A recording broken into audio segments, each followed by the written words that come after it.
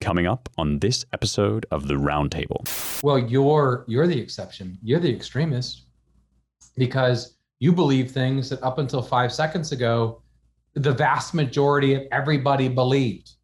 And the thing is, like, no, we're the normal ones. The people who have gotten extreme are these lunatic woke people who are now in charge, and then some very, very greedy and desperate elites who've globbed onto it, who think this is their moment to push and shine. And I go back and forth. I mean, the positive is, oh, well, there will be a backlash to all this. That's the positive take.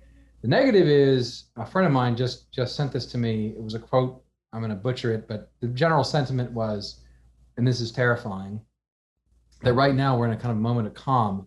The kind of calm when the ocean recedes and there's all kinds of dead and stinking things around, but everyone's pretending it's all fine before the tsunami comes.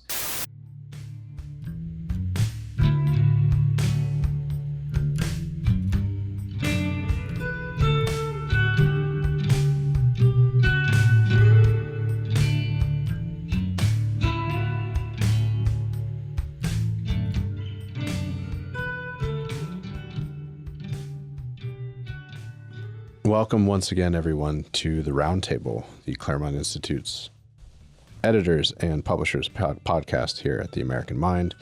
I'm your host, Ryan Williams, president of the Claremont Institute, publisher of the Claremont Review books and the American Mind. I'm joined by Matthew Peterson, founding editor of the American Mind, Seth Barron, managing editor of the American Mind, and Spencer Clavin, associate editor of the Claremont Review books and the American Mind. And we thought we would open today's discussion with billionaires in space. As I think many of our listeners observed, Jeff Bezos, following Richard Branson, shot himself into space in somewhat dramatic fashion in a slightly phallus-shaped, well, not slightly, a phallus-shaped, spaceship, this is a problem. Spaceships are always kind of phallus-shaped unless you're on the space shuttle, but it is what it is. Bezos and Richard Branson, the billionaire space race. I wonder what this portends for America. I think one of the interesting things about it is some wag on Twitter pointed out that why is this such a big deal? I mean, we're repeating what we did in the 1960s, and everyone is celebrating it. NASA, we're told, really, it would be difficult for them to land someone on the moon, just technically these days, because they've lost a lot of the institutional knowledge, and it's been so long since they've done such a thing that they're not sure they could achieve it. So I guess in a way I'm bullish on the billionaire space race. I'm here for it. I think the opening up of new frontiers in space and outer space would be a good thing. And if private industry has to lead the way, even if they are, one more so than the other, contemptible oligarchic types like Bezos, I think it's probably a net benefit for the U.S. and for humanity. Any dissenters around here on that point? Are we all pro space race? Yeah. I mean, I kind of liked it when Trump, I was sort of impressed when Trump said this when he was running for president the first time. And he said something about he's like, all anybody's talking about now is like low Earth or like low orbit. He's like, that's just not that interesting. Yeah. Like low space orbit, okay, sending shuttles up or, cargo back and forth between the space station or servicing satellite, whatever it is they're doing. And I really like that he kind of had this grander vision, which none of this really seems to be approaching. I mean, yeah, as Ryan said, sure, I guess this is like a good, it still baffles me as to why. I mean, I almost feel like maybe there's like a spirit of genius that passes through history and lands on peoples or nations at certain times and then lifts and goes somewhere else or vanishes. And we had it in the 60s and we were able to go to the moon and come back multiple times with, very rudimentary computers compared to what we have now. And now it would basically, I think it's true. I don't think we could do it. I just don't think we could do it. I mean, so it just seems kind of sad. I feel like we've regressed somehow.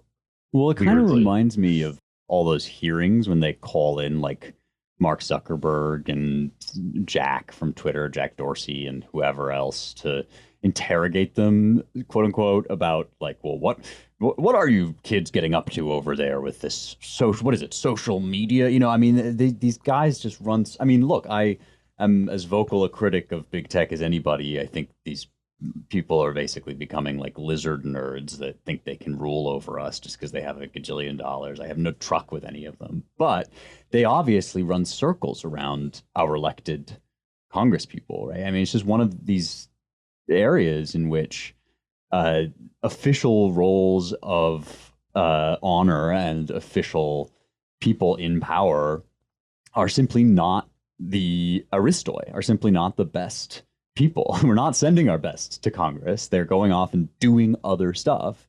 And I think that kind of speaks to why I have a certain atavistic excitement about this stuff, even though like I find Jeff Bezos kind of loathsome. Like I am excited because I there's something very basic about just doing something. I mean, everything in the news is about things falling apart, people breaking things for no reason, like incompetence and just a litany of one failure after another on the part of our leadership class. And there's something just viscerally appealing about people who can, set their sights on an endeavor and attempt to achieve it and seem to be at the top of their field and their game, unlike the people that interrogate them in Congress. Like, that's just sort of good to watch. And there's actually something, I mean, even the idea of space, which, Ryan, I think you called it a new frontier, right? There's something essential about in that too. Rome starts to crack up when it can't give, when its oligarchs stop giving space to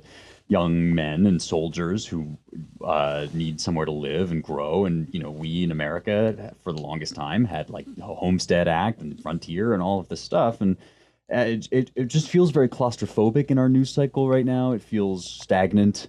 And this is like something new, sure, it's got all sorts of problems with it, but I'm in favor.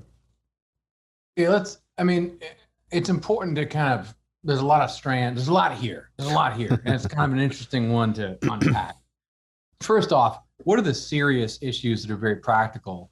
Number one is that the next level when it comes to military threats and development is certainly control over your suborbital space, right?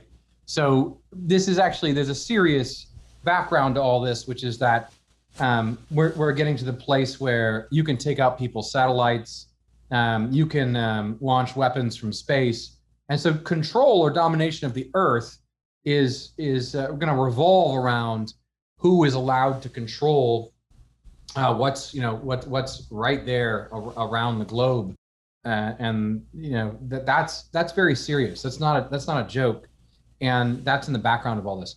Second, what's in the background is something that I think is also serious. And that's just very practical. So even if you don't like the aspirational going to space, I know some young based friends who would say space is all a cope. We need to deal with what's going on here.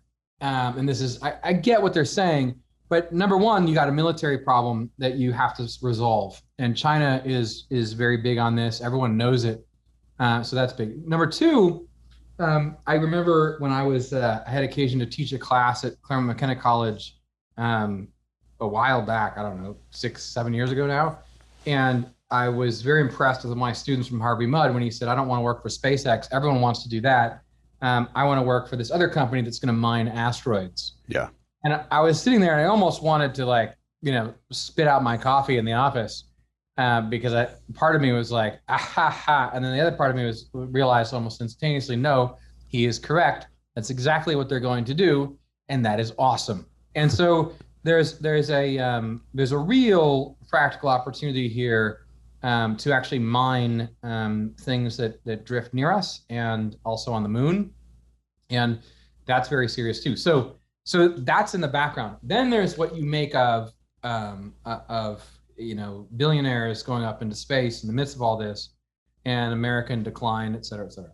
So one more point and I'll stop. I think what's interesting about it, makes it complicated, is when you think about how we explored the globe, the explorers weren't necessarily the wealthy guys, right? So you had to go to the king and queen of Spain. You say, look, I need your money. I need government money to actually fund these expeditions. That was always the case. But in this case, what makes it both kind of cool and also makes people upset is that the billionaire funder themselves, right, are going into space.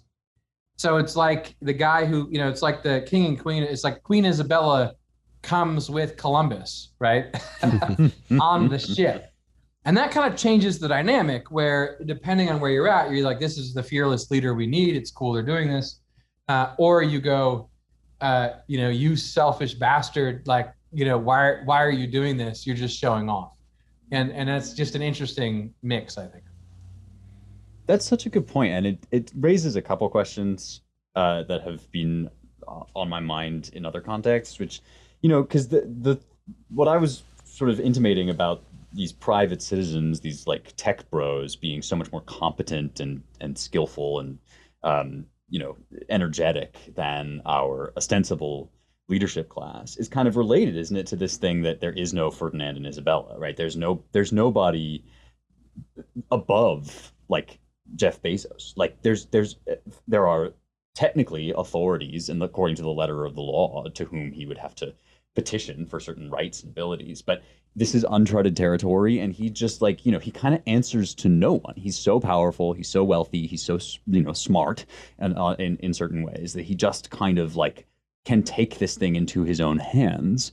And it seems as if a lot of people are currently asking, right, like, whither authority, right? And we're asking that in terms of like our own self-defense. We're going to talk later in a bit about like ideas of secession. And it seems to me as if our institutions of power are so cratered, and their credibility and their authority is just like so in such a mess, especially after this past year when they just lied and lied and lied and were so obvious they were lying. Now everybody is kind of looking around and going, well, okay, like, where does the buck stop, right? And I kind of feel as if Elon Musk is a better candidate for that, whether you like him or not, than Kamala Harris or Joe Biden. Like, I kind of wonder whether the secession question and the, choose your billionaire champion fighter question aren't part of the same impulse right now, having to do with like the official places where we look for authority being totally inadequate.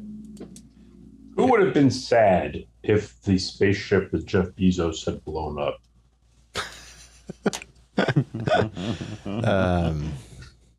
Jeff Bezos? I mean, among us. Oh.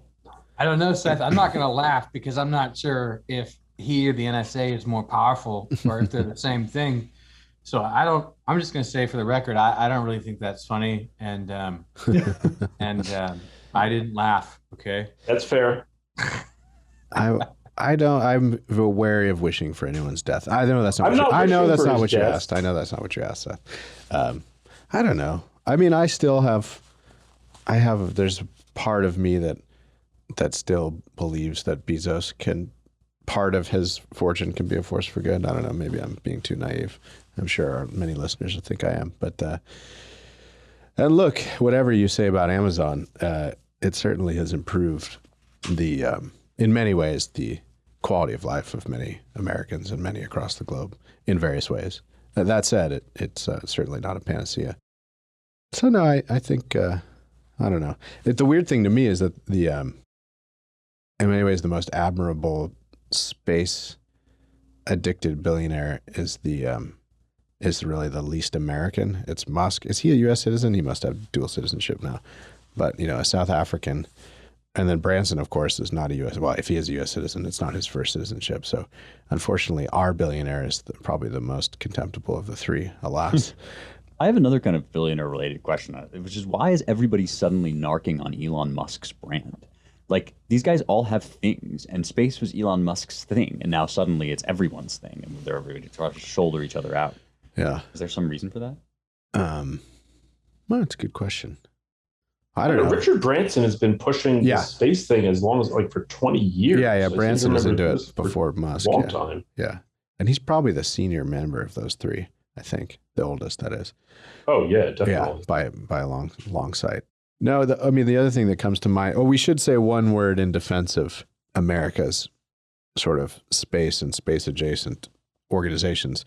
We should recognize, of course, that with JPL in the leader's seat, of course, we did hurl a rover to Mars, landed on Mars, and then have like a few drones pop out of it and like video it roaming around Mars. That's pretty awesome. So we shouldn't. But I think it still remains the case that nobody really knows if we could land on the moon anytime soon. And so it's this weird mixed bag. Yeah, what does the moon have? I forget. Is it helium? There's a lot of something up there that would be good to mine, but I just can't remember. Might be hydrogen. No one's supposed to talk about it. What I really want is the it's completely impractical. You don't need to put it this far away, but I would want the space-based laser system on the moon. Like I want the moon base. The moon is Death Star. The Death Star race. I don't see why we shouldn't make that happen. Well, yeah, I mean, what Matt is saying about defense capabilities, just watching Israel shooting rockets out of the sky, right? Was that thing called the Iron Dome? I mean, I know that's not quite the same thing, but this is obviously next gen technology, and the sophistication of it's very impressive. And there's something about morale. Again, I don't know, just keep coming back to this idea of like, you want to be the one, you want to be the country with the cool space agent billionaire that like shoots lasers from the moon. And sorry, Matt, I'm interrupting you. No, I'm interrupting you. Go ahead. Well, the last thing is just like, as we talk about this, it's just more and more laughable, the idea even that somebody like Jeff Bezos would like petition somebody like Kamala Harris in the way that Christopher Columbus had to petition various monarchs, right? Like, it's just absurd to even think about. And it does sort of tell you, your comment, Matt, your joke about the NSA is also really telling, because if there's anybody, any power in the U.S. government, in the world, that is, officially designated to rule, that really does rule in a kind of unbeatable, seemingly unattainable, unapproachable way, it's these sort of shadowy bureaucrats and, dare I say it, the deep state, who seem like totally willing and prepared and ready to reach into our text messages, into our podcasts, into our algorithm, right, and to collaborate with these guys, to just completely to rule us. And on some level, I wonder whether like people are just kind of more willing to be ruled by sort of sketchy, but at least moderately admirable Elon Musk than they are by like, Borg lizard conglomerate Jeff Bezos plus the deep state. I just say I'm a very superstitious man. And when it comes to who controls the servers that the intelligence community runs on, when that also happens to be the richest man in the world, owning those servers, I guess I wonder about coincidences. Well, the silver lining is that DoD did reject Amazon's bid to host all the, at Microsoft's urging. So mixed bag. Well, I mean, one wants the land, right? Look at Gates. He realizes the competitive advantage. He's going to take all the land, and Bezos can take the sky. I mean, the lords of the earth. Yeah, it's what Terminator got wrong, right? We're going to have competing Skynets, Skynet Bezos, Skynet Gates, and they'll fight each other. Yeah, the open question is, what is the real ambition of someone like a Bezos or a Musk? Musk is kind of the happy-go-lucky type, but somebody on Twitter sort of juxtaposed the fact that Bezos, with his shaved head and his phallic-looking spaceship launching into space, looks a lot like Dr. Evil from the Austin Powers movies. Anyway, it's the whole thing. The whole thing has been a lot of laughs for us at the very least. So we'll see where it all leads. We wanted to bring up next this question of the surveillance state, related a bit to the billionaire question, because it has to do with Facebook. So the White House admitted that it's flagging problematic posts to Facebook, ones that they believe are spreading disinformation or misinformation about the COVID vaccine. In a small silver lining, it was revealed that Facebook was unwilling to share with the White House, despite repeated requests, the top misinformation spreaders as they gather that data on Facebook. You know, they think the claim is that there are about 12 people who are spreading most of the vaccine misinformation. And another item on this front, the Capitol Police, which we brought up a few weeks ago as having plans to open a Florida and a California office to better equip themselves and better track threats to the Capitol. This seemed to us to be a somewhat ominous development. It's yet another federal law enforcement agency of sorts with an expanding national footprint. We read recently that it's been reported that they're buying surveillance equipment from the Army, surplus from places like Iraq. So this, if you twin those two things, that is the opening of field offices and then Army surveillance equipment, it seems a bit dystopic, or at least an overreaction to the January 6th business. And then finally, this Governor Gretchen Whitmer thing. BuzzFeed, which occasionally does good reporting, despite being kind of a cat blog for many years, BuzzFeed has this long piece on how the Gretchen Whitmer kidnapping plot with some Michigan militia types that was in the news maybe height of last summer. It was sort of a few months into COVID, maybe a half year into COVID. It turns out that there are 7 defendants have been arraigned for it, and there are no fewer than 12 FBI informants or FBI agents involved in the whole thing, raising the question, this age-old question of the FBI's, kind of borderline or often not so borderline entrapment activities in goading people to commit federal crimes. The old joke about the Ku Klux Klan and its waning years, and just after mid-century in the 60s, was that, at any Klan meeting, there were 2/3 of the attendees were FBI informants or agents. This all amounts to some troubling trends, we think.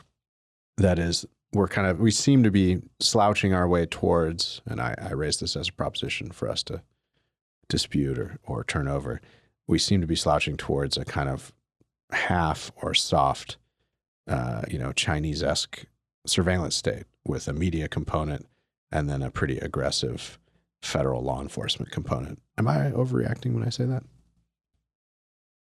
No, I don't think so at all. I think this is, I think it's been in the works for a very long time. I mean, certainly, in the 60s, the FBI had infiltrated, the Black Panthers and the Weather Underground and all these left militant groups. And certainly they've infiltrated right-wing groups for decades. Yeah. Biker gangs and all the rest. Yeah. Biker gangs, sure. Like, the Order, whatever. Yeah. I mean, I guess the serious question is, to what extent are they actually, and, then Islamist types, we talked about this, I think, last week. These guys, like, some Black Muslims in the Bronx, they convinced them. I mean, these people were really half-wits, and essentially they were pushed into, thinking they were going to burn down a synagogue or something like that. Right. To what extent are they really creating these incidents? And I guess the big question is January 6th. I mean, I believe Tucker has talked about this, that there's all these, unindicted co-conspirators, I guess, who clearly seem to be government officials. I mean, I don't know all the details of it, but it doesn't seem implausible, especially if what they're saying about this Whitmer case is true. We know that what the regime wants more than anything is for their predictions of white supremacist domestic terror to emerge as real, so they can, fully institute, Patriot Act Part 2 on the domestic scene. I mean, as we've talked about in our feature and so forth. So, yeah, I don't think you're overreacting or overstating the case at all.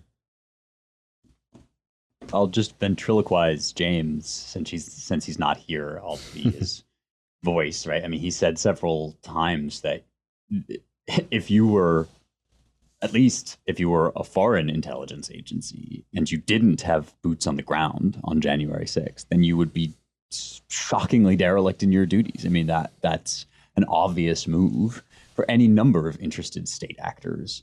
And, I have no idea the extent to which that's the case with the American deep state, or whether it's the case at all. But it's another one of these things that, if somebody told me tomorrow that that was true and that it was in fact 100% engineered by, Biden partisans, I would be completely unsurprised. That would not shock me one bit. And we certainly saw, Ryan, you and I were talking about this. I guess people will hear the Tell Me What You Really Think episode that we just recorded after this roundtable show. So I'll preview it now by just saying that, we certainly saw from the conviction of the first person who was on trial for participating in January 6th, who was clearly not like in any way an aspirational insurrectionist, but seems to have just kind of wandered in and taken some pictures. And we've talked about this before, that this was an area where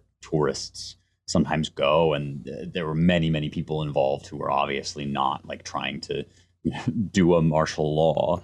And we saw quite clearly that there won't be any distinction made between that kind of person and the kind of person who entered the building with the intent to topple the US government or stop them in some function or whatever. I mean, if indeed there were that many people who felt that way. So the way in which this has been confected, I would say, into a kind of Reichstag fire, the way that, as we knew, the minute it happened, we knew it would be used against conservatives to criminalize conservatism. And the way that's been done, it's like, it doesn't even matter whether the actual thing that happened on January 6th was instigated by the government or not. I mean, they've kind of invented an alternative universe, January 6th. It's entirely of their own making, where armed militiamen like stormed the Capitol in an effort to overthrow the government. And like, they created that out of whole cloth, whether or not they caused any part of what actually happened that day. We should say one of the best descriptions written as far as just what happened on the ground is by J. Michael Waller, who's a friend, one of the good guys who was there and is also a national security expert. And he describes seeing the various groups that were there moving. And so J. Michael Waller for the Federalist wrote this piece. And I mean, it was very suspicious from the beginning. Not everyone, it had to be a Fed, but when you just look back historically, every single time you think it couldn't really be this bad in the last 20 years, it is this bad, and it always comes out. And Spencer's right. It almost doesn't matter, because you have this event where anyone who is there, you look at these descriptions, and you have some people like Alex Jones, right, saying on camera, saying, "Don't go in there. They're going to use this. The feds are going to use this." Most people did not see the altercations that occurred between some of the protesters, a precious few, and some of the cops, or in some cases the cops opened the doors. There was a few broken windows. Most people didn't see that. They just walked through the Capitol, which is, anyone who actually knows DC and isn't being a complete partisan understands the public nature of the building and the way in which various groups have protested in it before. I don't even, at this point, you're right. It is the Reichstag fire, and the question is how far they can psyop, how many of the American people to continue what's this war against domestic opposition.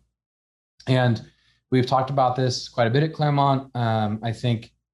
Those articles in American Mind, for instance, have gotten a lot of traction, but I worry that there's still a lot of the American people, even good people on the right, who don't realize what is now happening and how sinister the turn is that we've already taken, where we're going to see the results over the next couple of years. I mean, the good thing is they're stupid and slow in the bureaucracy.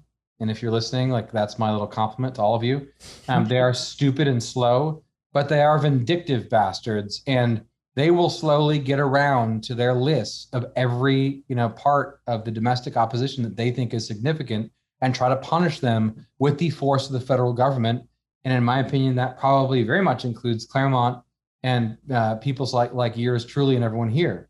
And so, I mean, I don't, I don't think that's the end, right? I mean, a lot of Americans would be appalled if they knew, but I'm not sure what percentage of America knows. Well, there's an element of unbelief, right? And this is the hardest thing for people, I think even people like my age, to think around. It's not as hard for like the folks that we just had at the Publius Fellowship, or like, a few years younger yet than me. But for anybody that was born in like the 90s or before, it's really, really difficult to conceive that the apparatus of the American government is like not on your side. That's, more of a leftist impulse than a conservative one for a lot of our history. And this was detailed at some length by Martyr Made in this incredible thread that we then published. I think it's called The Disillusionment of the Deplorables is our version of it, which you can find on the site, americanmind.org. But this was one of his many excellent insights there, that to realize that this kind of, this regime, capital R, that endures transitions easily and that sort of transcends political parties and really does run things in a very serious way, is hostile toward them and their way of life and their folkways and their communities. That for people to realize that, and to realize the stuff we're saying here on this podcast about the kind of gross amalgam conglomeration of private enterprise and technological know-how and government power and faceless bureaucracy into a kind of Borg with its sights trained squarely on dissent. Like that's a lot to take in, even if you are already kind of based. And it's really a lot to take in for people who were just, a fundamental tentpole of their vision of reality was that the American government was good, and that those power structures and the systems that America lives off of, that was, it's hard even for now for people who I consider like really, with it and smart, to kind of like internalize that and act accordingly and know what time it is. And one of the most heartening, but also kind of shocking, eye-opening things for me about visiting the Publius Fellowship was precisely that it was not that hard for people in that age bracket. And this is not just true of the Publius folks. It's true when I have conversations with like Zoomers who are conservatives. Like, it's not that hard for them to conceive of America as against them and against their flourishing and against their happiness. And I, of course, I don't mean like America, the Constitution, or America as traditionally founded and conceived, but it's not hard for them to think of their country as in some deep sense their enemy, which is on the one hand kind of encouraging in that it means they'll take action, but it's also like pretty devastating. I wanted to bring up too, because it's quite related, although we didn't talk about this ahead of time. This recent fact, I think it was today, that Nancy Pelosi has this January 6th commission in the House, and Kevin McCarthy had suggested 5 from his caucus to serve on that committee, including Jim Banks, a friend of Claremont and sometimes author on the American Mind, the chair of the Republican Study Committee, which is kind of the conservative think tank, policy think tank, as it were, of the House Republican caucus, and Jim Jordan, who many know from his stance against Russiagate and the rest in recent years. And Pelosi rejected McCarthy's recommendation that Jim Jordan and Jim Banks serve on that committee, and it led Jeff Duncan, who represents Tennessee, to tweet the following. I just wanted us to consider this and use it as a jumping off point. Representative Jim Banks is the head of the largest caucus on the Republican side, the RC, as I mentioned. Jim Jordan is the ranking member on Judiciary. We already knew Speaker Pelosi's January 6th committee was political, but by vetoing GOP selections for the committee, she's made the process undemocratic as well. Perhaps next Congress, Republicans should refuse to seat Democrats on the Judiciary Committee if they don't support the Second Amendment, or Budget Committee if they support deficit spending. All options should be on the table after this unprecedented authoritarian action.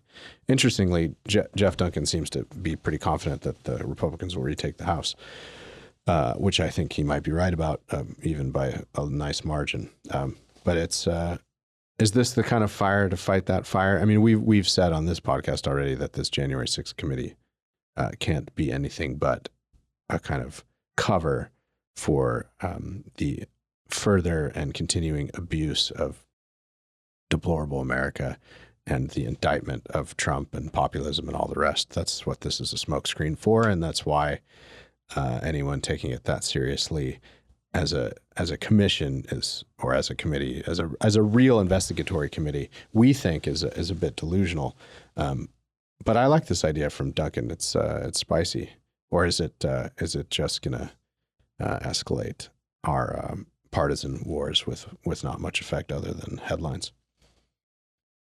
I mean, I don't like, you got to fight fire with fire. Yeah. And if Republicans are in charge, they need to respond in kind, because, you don't, my argument would be, you don't want to escalate things for escalation's sake. Mm-hmm. There's kind of a kind of faux tough guy, like, they did this, so we have to respond in kind. And that's not necessarily the case. But strategically, if someone is a bully and, you want to correct them, you're going to have to let them know that there'll be consequences for their actions. And so, God forbid the Republicans take over, which I think they have a great shot of, they should absolutely punish the Democrats for all of these sort of, crazy I mean, this whole thing about norms, right? Isn't it hilarious that the last 4 or 5 years, the people getting rid of the norms are the left. And the people getting rid of the norms are the never Trumpers. And this is just, another example of this, where the Democrats are playing hardball. The silver lining is there's a sort of desperation in their action. And I mean, it's clear the Republicans should respond in kind, like, God willing. I mean, I would love to see this day. I have to say, I'm just at the point where I feel like I can no longer withhold to the public my own feelings about Republican leadership. I really do think McConnell is a very powerful man. So you want to measure your words. McConnell is very powerful. He's very good at what he does, but he does not represent or understand, I think, what's going on. And we have to say the same about Kevin McCarthy. He's done a lot of good things. He is not, all bad, but I just think, McCarthy, McConnell, the entire leadership, they need to step aside, and people like Jim Banks need to rise. I don't think we have the time for this anymore. Yeah, it's what's the question of the old guard versus the young folks? I mean, McCarthy's been there for quite a long time, and the biggest gap seems to me to be real leadership. I mean, McCarthy, to the extent that he's any good, is kind of forced into it and dragged into it by the portion of his caucus and their constituents who understand the stakes of the current moment. So yeah, I'm in agreement with you, Matt. I think Banks over McCarthy would be a huge improvement. And I'm not just saying that because Banks is written for the American mind. It's our friend Dave Roboy likes to say, you have to side with folks and bolster folks and go with folks who know what time it is. And Banks is a lot farther, or a lot closer to what time it is than McCarthy. Go ahead, Spencer. Well, we talk about this stuff as if there's like no middle ground between 0 and 100 million miles per hour, like as if the thing that would happen if the right decided to play hardball would be that we would impose like, a religious autocracy or something by military force. But like, there's a gajillion miles in between where we are and where the left is. Like, this is the enormous joke, is we're not talking about like, bringing down the papal hammer upon the degenerates. Like, we're talking about like maybe banning free porn, or like, we're talking about the Texas governor threatening to arrest the Democrats when they leave the state. Like, these are just politics is hardball, politics is rough, and like the notion that we would be flirting with some kind of dangerous tendency to bring down the American Republic crashing around our ears if we suddenly got serious about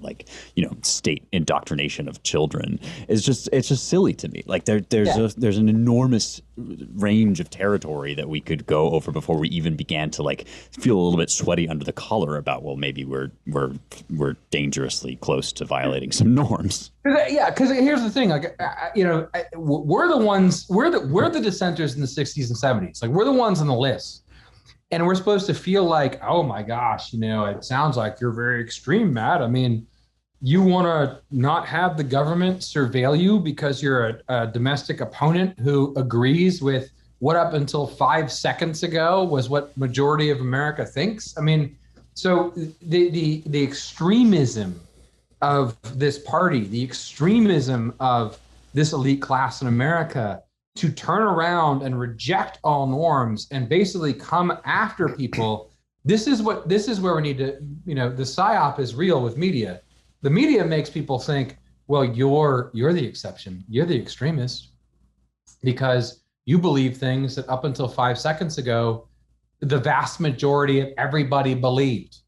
And the thing is, no, we're the normal ones. The people who have gotten extreme are these lunatic woke people who are now in charge, and then some very, very greedy and desperate elites who've globbed onto it, who think this is their moment to push and shine. And I go back and forth. I mean, the positive is, oh, well, there will be a backlash to all this. That's the positive take.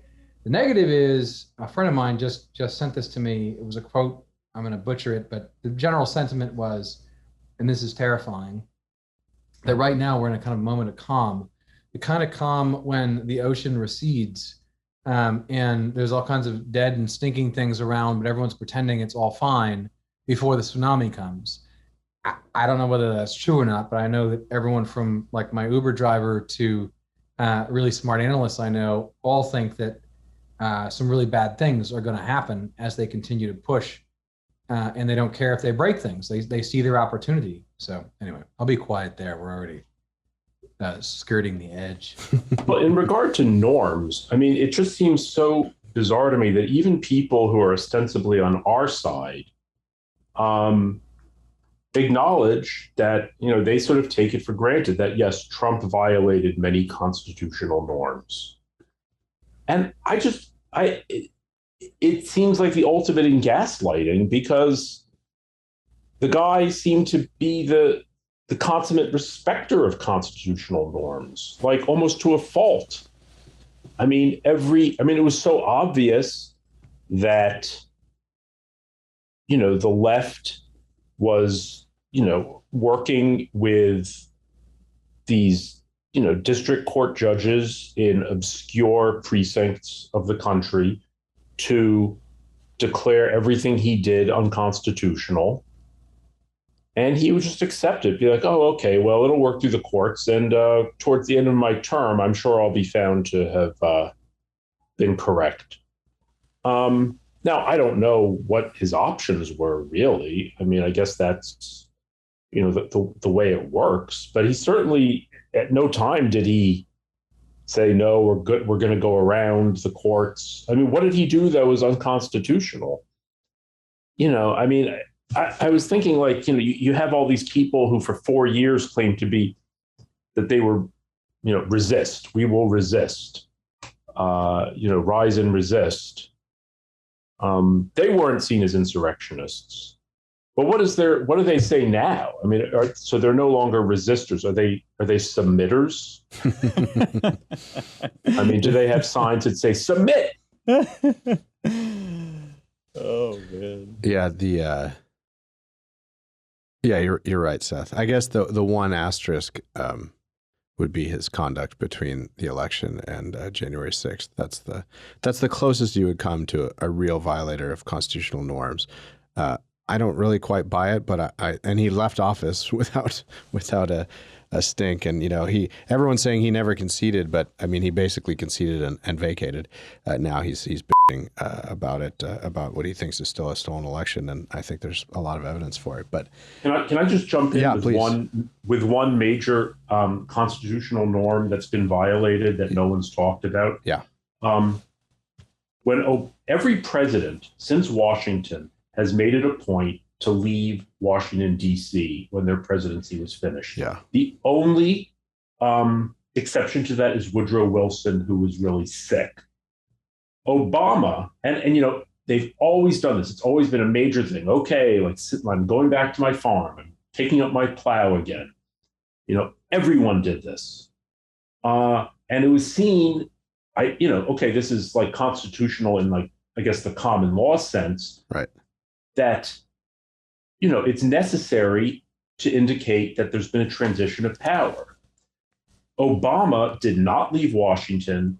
He said, "Oh, we're just going to stay around for my daughter to finish high school." It was a transparent lie, and he established a shadow government, which we now know was working closely with the media and the so-called resistance to, orchestrate the entire operation against Trump and his administration. So, yeah, I mean, talk about a major constitutional. And now he clearly, I mean, I don't know clearly, but I look around. It seems like there's a major power vacuum, and nobody's talking about it. Who's running the show? I mean, I would imagine Obama is running the show. He's the guy who said he would love to have a third term where he doesn't have to take any of the heat and he can just whisper in the ear of the puppet. I mean, this is what he said. So it seems like that's been the coup. That's been the counter-constitutional breaking of norms, if anything. I published this in 2017, and like John Podhoretz wrote and said, "Oh, just leave Obama alone. Let him be. Why are you harassing him?" But I think that I was right. I just want to, say that. You were right, Seth. It is unprecedented. And it's this interesting question of constitutional norms. There's small c constitutional norms and big C constitutional norms. And by that, I mean small c constitution. I just mean the kind of accrued and traditional ways of doing things in Washington if you're a president or ex-president. And Trump seems to be a great violator of the small c constitution, but a pretty high fidelity upholder of the big C constitution. And I think our argument would be a lot of the small c constitution, in the sense that it was founded and has matured in an age of progressivism, liberalism, and now sort of postmodern wokeness, deserves to be overthrown. And I'm stealing just a bit of the argument from my colleague Charles Kessler on this, saying, he wrote, I think in the New York Post maybe a year and a half ago, that Trump, the notion that Trump was bad because he was a norm violator, abstracted from the question of good norms and bad norms. And us at Claremont think a lot of the small c constitutional norms of the last century or 150 years deserve to be overthrown, punctured, and destroyed. And that is quite frightening to official Washington, who has a certain way of doing things. And I should add, it's a certain way of doing things that's very tied up in their ability to amass wealth. The nice fact of the Obama staying in Washington thing is that, they bought an $8.1 million place in Northwest Washington, D.C. I mean, the Obamas, it's common now in politics, but the Obamas are kind of a special case. I mean, what has their average net worth gain been year over year since they got into national politics? I mean, I suspect it's somewhere between $1 and $10 million. That's to the normal man on the street, in a common sense sort of way. The notion that you used to have to be rich, especially to be a senator or run for president, especially senator, you had to be rich to sort of, or somewhat wealthy to go, or comfortable to go into national politics. And now national politics, political office is a route to wealth. That is a huge problem. And the Obamas are kind of the peak of that problem, I think. And I think there's no question about it that Obama, someone should be writing, I hope, maybe even more than one person. Good journalism is dead, but not totally dead. But someone should be writing a book about Obama's involvement in his shadow government and now quasi-government, now that his former vice president has taken over. It would be fascinating reading. Maybe hard to get a lot of hard details on, but someone should be out there doing the research.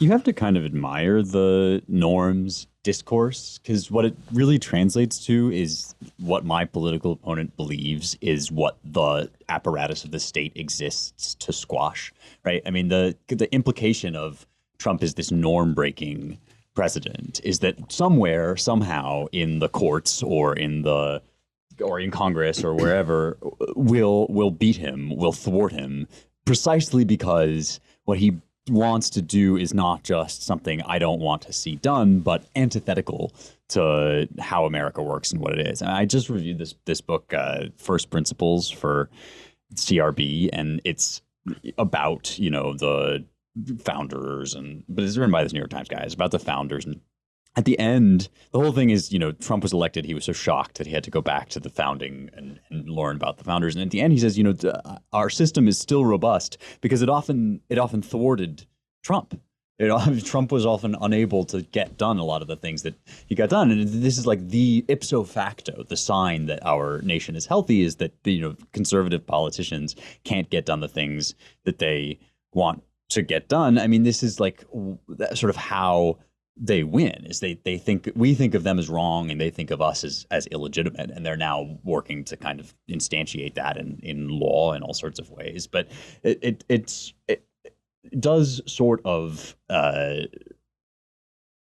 make one wonder how we're going to get out of this without asserting some like hardline norm level form of politics. That is, without saying like, it's simply not kosher, like among the range of acceptable things that we might choose to do or not do in America. One of them is not rainbow butt monkey dildo, like children dancing in front of children. You know what I mean? Like there actually does need to be some norm redefining.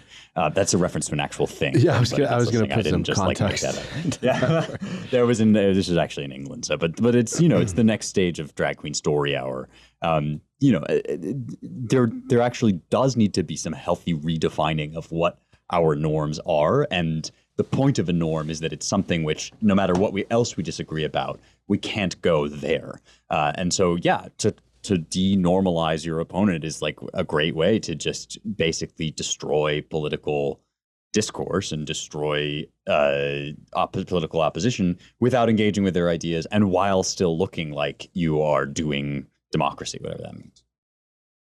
Yeah, I just want to recommend to everyone, because I'm reading it and it's excellent. I mean, it's maybe a little too much detail, but there's this guy named Volker Ulrich who's written a 3-volume history of Hitler and it's kind of biography of Hitler. And I bring it up because, the Never Trump right and the left tends to, so their picture, I think, of the waning of really the Trump years in general, and then especially the last, few months, and you saw a glimpse of this mentality in this Mark Milley information operation that's been going on with leaks from this book about the final days of the Trump administration, about, Milley telling everyone, this is, we're on the edge of a dictatorship. We can't let him do this. We have the effing guns after all.